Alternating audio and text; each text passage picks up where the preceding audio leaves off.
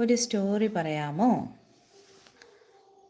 Story നമ്മൾ ഏറ്റവും കൂടുതൽ വളർത്തി പരിപാലിക്കുന്നത് താമരയാണല്ലോ.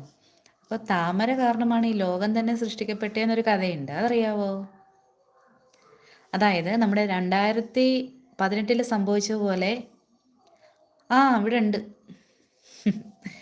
ഇവിടെ ഉണ്ട് 2018 സംഭവിച്ച പോലെ ഒരു പ്രളയം വന്നിരുന്നു നൂറ്റാണ്ടുകൾക്ക് മുമ്പ്. ആ ഒരു പ്രളയത്തിൽ സകല ജീവജാലങ്ങളും നമ്മുടെ മരങ്ങളും ചെടികളും എല്ലാം നശിച്ചുപോയി. ഈ സമയത്ത് നമ്മുടെ ആരാണ് മഹാവിഷ്ണു അനന്തശയ്യയിൽ ഇങ്ങനെ വിശ്രമിച്ചുകൊണ്ടിരിക്കുകയായിരുന്നു.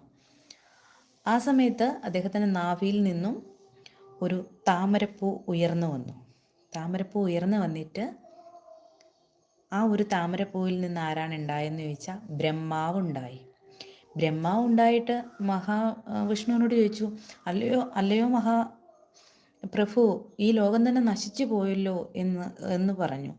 അപ്പോഴത്തേന് പിന്നെ മഹാവിഷ്ണു പറഞ്ഞു, അതിനെ ലോകത്തെ ഇനി നമുക്ക് സൃഷ്ടിക്കാലോ എന്ന് പറഞ്ഞു. അങ്ങനെ നമ്മുടെ ബ്രഹ്മാവ് ഉയർന്നു വന്നത് തന്നെ ഒരു താമരയിൽ നിന്നാണ്. അങ്ങനെ ബ്രഹ്മാവ് ആ ഒരു ലോകത്തെ വീണ്ടും സൃഷ്ടിച്ചു എന്നാണ് പറയുന്നത്.